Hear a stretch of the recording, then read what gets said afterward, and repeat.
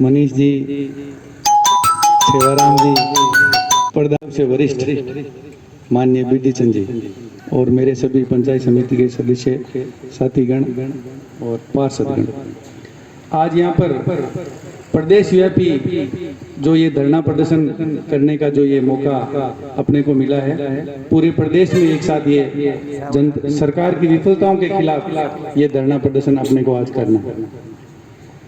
सफलता के नाम पे इस सरकार के पास सिर्फ एक ही सफलता है कि अभी तक ये सरकार बची हुई है। भले ही होट रोज सुबह उठ के गहलोत साहब सबसे पहले अपने एमएलए को गिनते हैं, 100 संख्या पूरी होने के बाद में वो बाकी का कार्यक्रम चालू करते हैं। अगले दिन फिर गिनना है, क्या पता कब कम हो जाए, सरकार गिर जाए। तो इसके अलावा आप अगर जनता अपेक्षा करें उनसे कि कोई काम करेंगे तो गलत है, आप गलत अपेक्षा कर रहे हो, कर ही नहीं सकते। उनको पता है किसी हालत में सरकार बचेगी नहीं, दोबारा सरकार आएगी नहीं, इकाई दाई तक अगर पहुंच जाए तो भी बहुत है उनकी संख्या।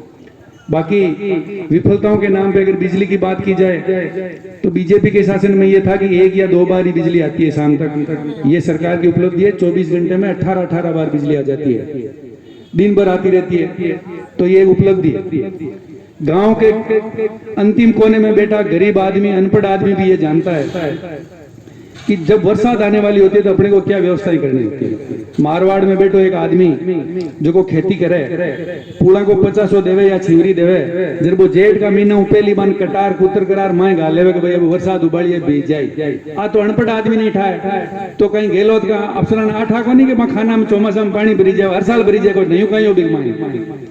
कुल मिला असली बात आ ही के बट ए पेमेंट कौन करियो, पेमेंट नहीं करी जर कोयला कौन दे, जरा अब बाद में अबार जग मरार देना पड़िया, जब अब कोयला कहीं एक दिन में कहीं खाली कर दी कि खाना न। असली बात आई कहाँ की नियति को नहीं, क्योंकि पीछे तो सब एमएलए ने मंत्री ने देना, जो ही आवे आंख निकाले अटे जी हरका दे और वो चुपचाप बैठे रहे, क्योंकि सरकार बचानी, बिजली आवे या नहीं आवे कहीं मतलब है। अगर आप जनप्रतिनिधि लोग गांव में चुनाव लड़ा और आप तय कर लिया कि मुंडा अगलो चुनाव लड़नो ही कोनी या जनता अपन की वोट देवे ही कोनी, पर आपने घर कोई आदमी आए काम करावन आप करा गई कहते हैं करा वोट तो लेना ही कोनी, तो आगे आते हो रखी है कि वोट तो लेना ही नहीं है जनता से, फिर बिजली की जरूरत कहाँ है।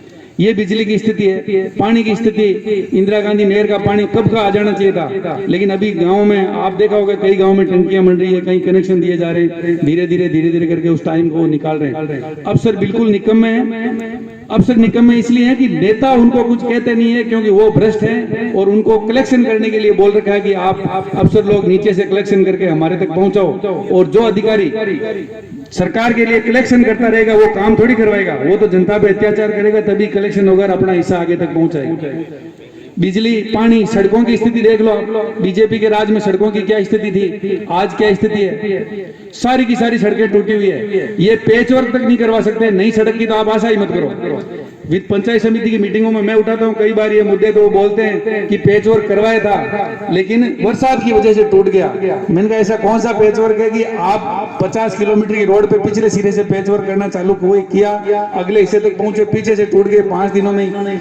अखबार में आया था एक बार, एएन साहब ने स्टेटमेंट दिया था कि ये पुलोता वाली रोड का पेच वर्क जो है ये घटिया निर्माण की वजह से नहीं हुआ, बरसात की वजह से टूट गया। निर्माण सामग्री की मैंने जांच कर ली, वो बहुत सही थी, तो मैंने पेपर में वापस लिखा उस पर व्हाट्सएप पे कि मैं बिल्कुल सही है, एएन साहब का हिस्सा पूरा पहुंच गया, इसलिए इसमें कोई भेदभाव नहीं है, बिल्कुल सही बनी हुई है। तो वो मेरे को फोन किया, आपने ऐसे कैसे बोल दिया।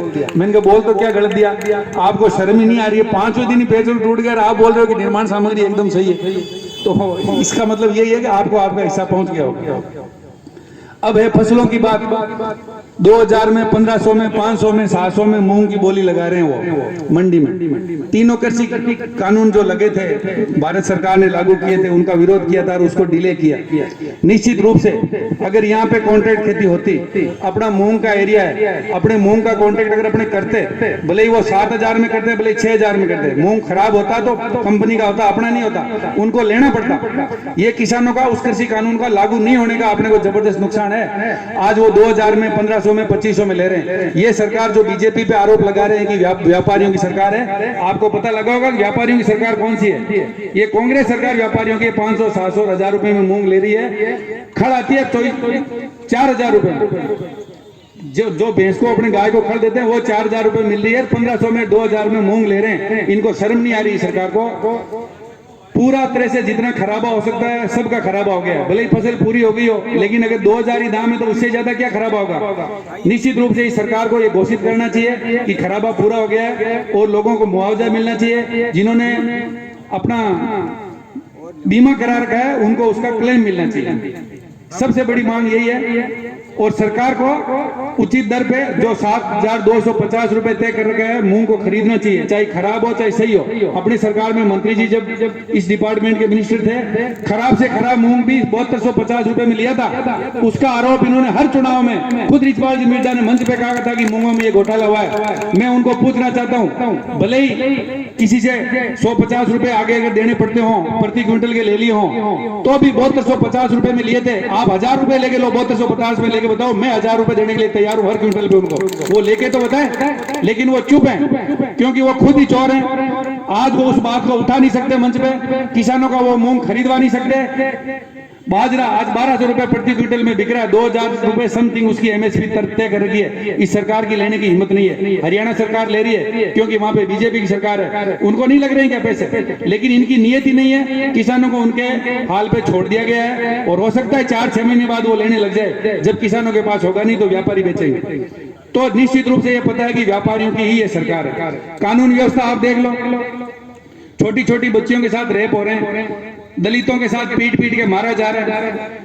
यूपी के अंदर किसानों के साथ मान लो कोई गाड़ी चढ़ा दी गई हो, जानबूझ के भी अगर चढ़ा दी गई हो तो भी कानून ने काम किया, वहां पे गिरफ्तारी हुई। फिर भी वहां पे सारे विपक्ष के नेता और ये प्रियंका जी दिन रात वहां रंडी रोना रोती रही कि वहां पे किसानों पे गाड़ी चढ़ा दी।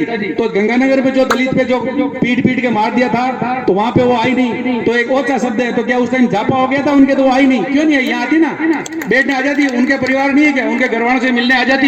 यहाँ पादू में हुआ था, भारतीय जनता पार्टी के लोगों ने मिलकर एक रैली निकाली थी। जिस आदमी ने किया उसको जल्दी से जल्दी सजा मिला जाए। एक भी कांग्रेसी कार्यकर्ता उस रैली में आया हो तो आप बता दो।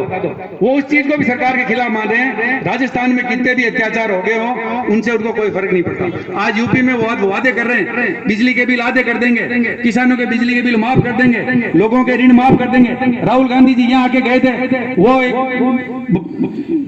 फटाका था उसको फुला बजा दिया और वो खुश हो गया। अब वहां नया फटाका छोड़ दिया क्योंकि उनको पता है यूपी में किसी हालत में सरकार नहीं आनी, वो दाई तक नहीं पहुंच सकते, 8 या 9 से ज्यादा उनकी सीटें नहीं आ सकती। ये स्थिति है। इसलिए वादे करने में क्या दिक्कत है। गांव में कोई सरपंच का चुनाव लड़े और उसको पता है कि 5 ही वोट नहीं आ रहे हैं तो वो तो एयरपोर्ट का भी वादा कर सकता है, उसको क्या दिक्कत है। बनाना तो है ही नहीं, जीतना ही नहीं है तो क्या दिक्कत है। वो अपने को ये पूछना चाहिए कि जब आप वहां पे वो वादे कर रहे हो, सरकार आने के बाद जब ये काम आप वहां करवाओगे तो जहां आपकी सरकार है वहां करवा के बताओ, फिर देखें, तब तो आप पे जनता विश्वास करेगी। स्थिति यह है कि आपस की लड़ाई में सिर्फ एमएलए को बचाने के चक्कर में होटलों में इस कोरोना काल में भारतीय जनता पार्टी के कार्यकर्ताओं ने दिन रात मेहनत की और जनता की सेवा की।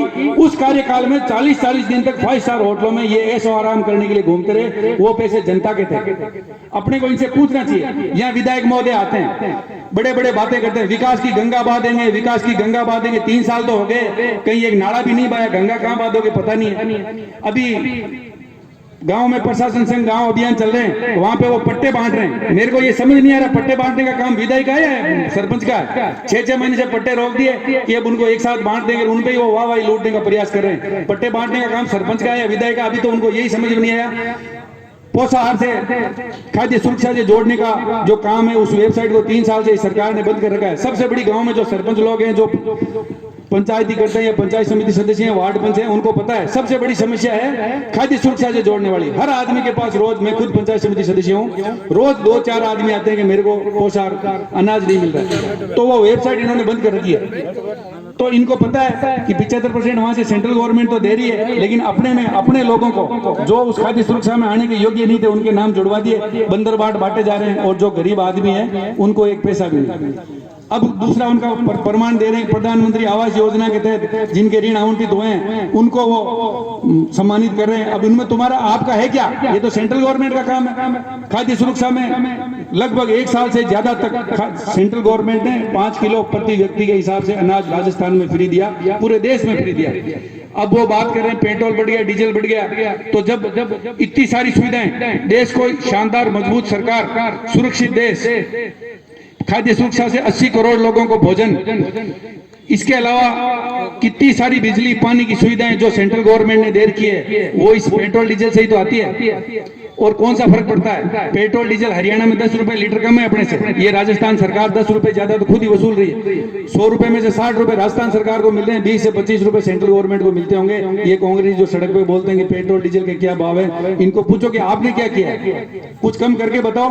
अब गिनाने लगे तो और भी एक भी सफलता नहीं है, विफलताओं पे ही बोलना है, सफलता नाम की चीज इनके पास है ही नहीं। तो इतना कहकर मैं चाहूंगा कि आगे वक्ताओं के लिए भी कुछ बचे। बहुत बहुत धन्यवाद।